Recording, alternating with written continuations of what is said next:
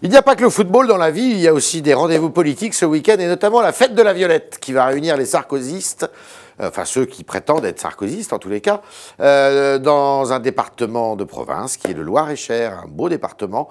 Et aujourd'hui, eh bien, nous sommes avec quelqu'un qui connaît bien le problème des intermittents en plus, qui s'appelle monsieur Alain Carignon, qui a été ministre de la Culture, qui a été maire de Grenoble, qui a été député de l'Isère. Il en a fait des choses.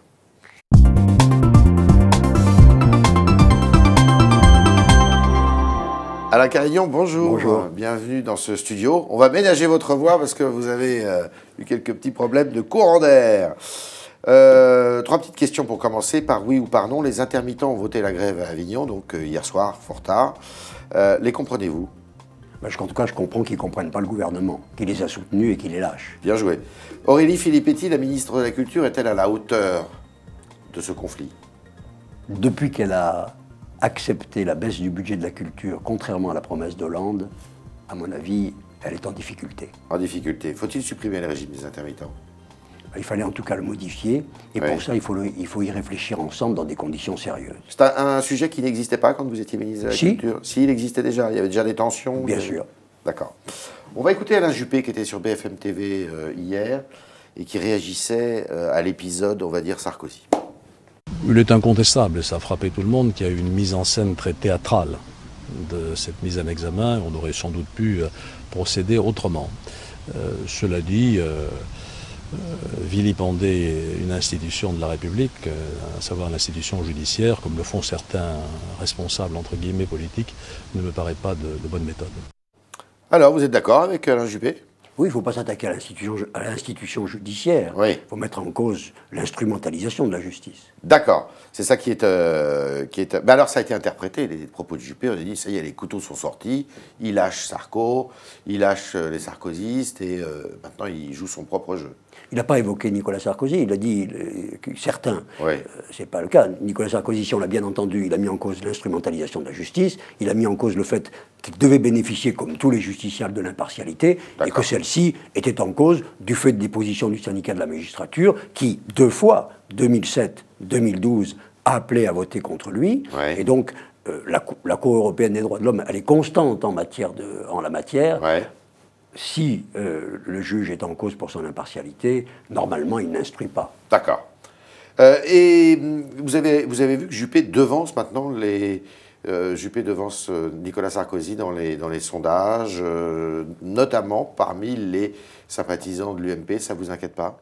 Bon, en tout cas, c'est un homme de qualité. Il y a beaucoup d'hommes de qualité dans l'opposition, à droite et à l'UMP. Et c'est normal qu'il s'exprime. Mais enfin, de mon point de vue, on le verra, je pense, demain, il y a une attente d'autorité politique qui est forte.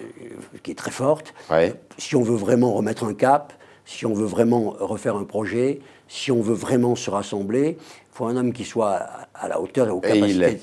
Et il semble que Nicolas Sarkozy, pas il semble, il paraît vraiment. On va en parler, mais je voudrais quand même revenir sur l'épisode de son intervention télévisée. Est-ce que il fallait qu'il s'exprime comme ça, Nicolas Sarkozy? Ça a duré 20 minutes à la télévision, un soir, à 20h, au journal de 20h, mais pas sur le plateau.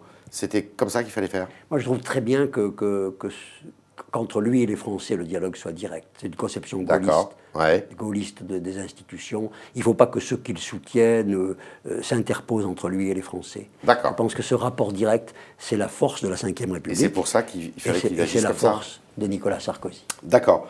Et la manière, c'était bien? 20 minutes, c'était pas trop long?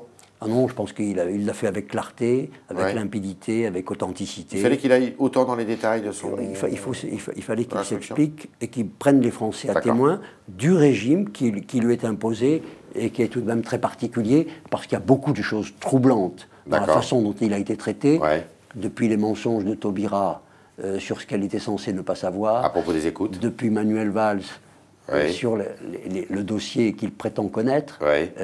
Ça fait quand même beaucoup d'éléments qui sont troublants dans la façon dont... Il est un peu dans la position du présumé coupable, là, aujourd'hui?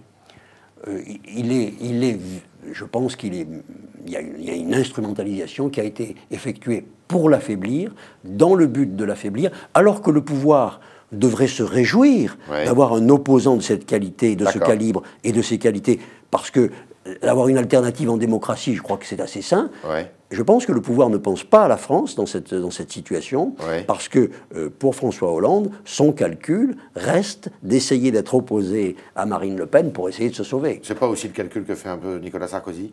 En tout cas, Nicolas Sarkozy, non, puisque lui, c'est le seul qui Parce fait... On a l'impression qu'il veut rassembler son camp et puis qu'il se dit peut-être au deuxième tour... C'est le seul qui a fait baisser le Front National. C'est le seul. 2 fois. Donc c'est le seul qui est en apte 2007 et à en pouvoir 2012, encore le faire baisser. Car en 2012, il était encore 10 points devant le Front National. D'accord. Mais finalement, on parle beaucoup de l'affaire, des écoutes, tout ça. Mais est-ce que c'est pas l'affaire Big Malion qui est l'affaire la plus gênante?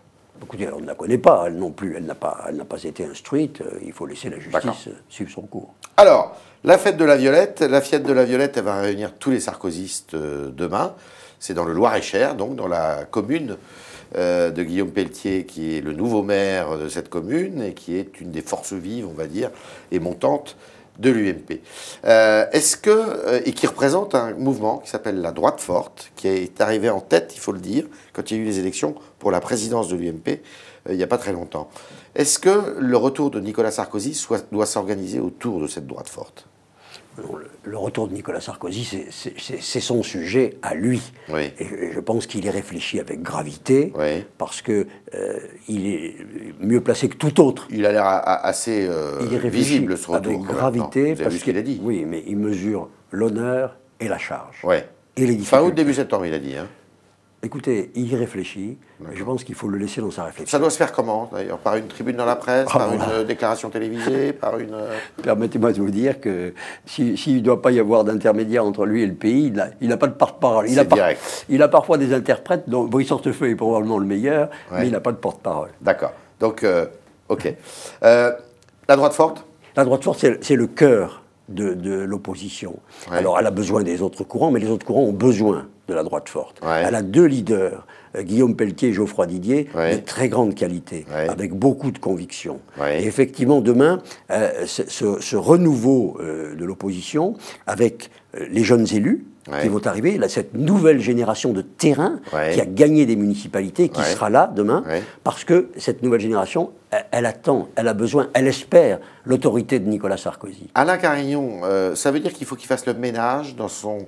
Si jamais il revient, et s'il revient à la rentrée, il faut qu'il s'entoure différemment de ce qu'il a fait jusqu'à présent. Il faut qu'il renouvelle les cadres autour de lui. Nicolas Sarkozy fera ses choix. Oui. Ce qui est certain, et vous l'encouragez, vous, à avoir des jeunes. En direct avec les Français, il va y avoir un formidable besoin de réforme, un formidable besoin de renouvellement, et que cette énergie-là, elle existe dans le pays, et je suis persuadé qu'elle répondra. Et ça passe par des hommes comme Guillaume Pelletier, comme Geoffroy Didier.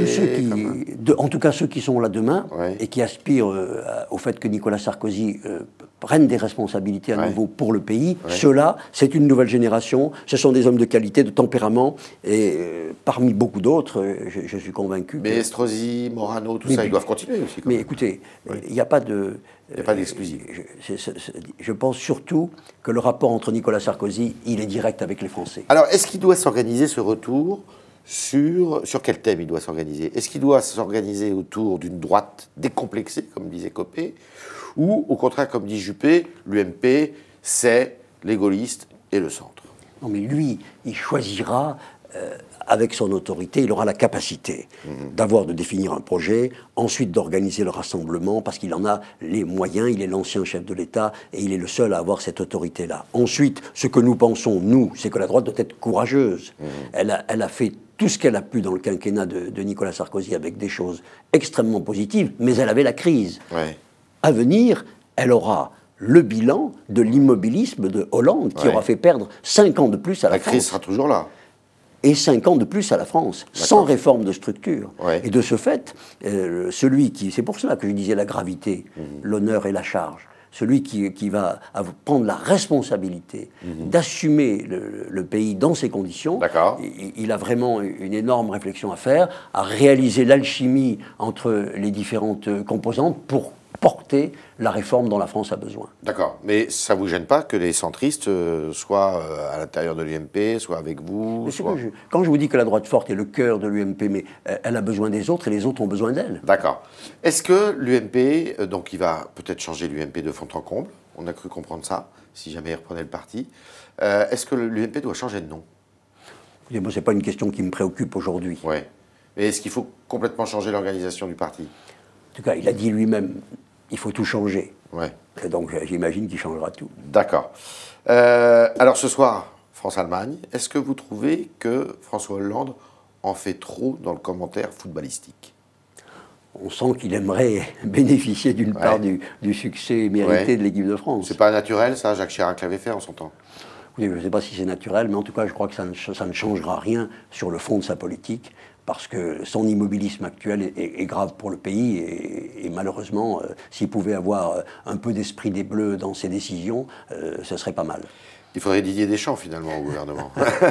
Est-ce que Manuel Valls, est-ce que c'est l'alternative, justement, à gauche, d'après vous? Est-ce que c'est l'homme fort de la gauche aujourd'hui? Écoutez, je ne sais pas. Pour l'instant, dans ses décisions, il ne l'est pas. Parce que la seule réforme derrière laquelle il s'abrite, c'est la réforme des collectivités territoriales, qui est renvoyée au deuxième quinquennat, deuxième partie de François Hollande, en 2020. La seule économie réalisée est annoncée pour 2020, c'est la suppression éventuelle des conseils généraux. Jusque-là, rien. C'est de l'enfumage? Redécoupage des régions dans des conditions absurdes, imbéciles, une petite cuisine d'une petite politique qui ne correspond à rien, aucune économie. Et donc, il y a vraiment rien sur le fond, et la France perd du temps par rapport à ses concurrents et par rapport aux autres pays, et c'est là où c'est grave. Mais on est dans la méthode Troisième République, dans laquelle s'est inscrit Manuel Valls derrière François Hollande, et qui malheureusement est une méthode qui fait mal à la France. Alors je m'adresse au grand maire de Grenoble qu'il a été, à celui qui a été président du Conseil général de l'Isère. Est-ce que vous trouvez que c'est bien d'associer la région Rhône-Alpes et l'Auvergne? Bon, je crois que ça n'a pas de logique. Ça n'a pas de logique. Ça n'a pas de logique. C'est pas la plus absurde c'est pas le plus absurde des découpages, mais on sent bien que sur un coin de table, avec l'appel de quelques barons, on a redécoupé des régions. C'est pas comme ça qu'on procède. Et surtout, ça n'apporte rien au pays. Parce que l'Allemagne, les États-Unis, partout, il y a des régions inégales. Il n'y a aucun pays au monde. Il y a de nombreux États. C'est l'efficacité qui compte. Il y a de nombreux États américains qui ont la moyenne de population de nos régions. Il y a des petites régions allemandes. Il y a des petites régions italiennes. Il y a des petites régions espagnoles. C'est pas ça qui est le problème. Je crois qu'ils ont voulu faire une sorte de rideau de fumée. Alors Manuel Valls s'est inscrit dans cette continuité-là. C'est dommage pour lui et c'est dommage pour le pays. D'accord. Petit pronostic pour ce soir?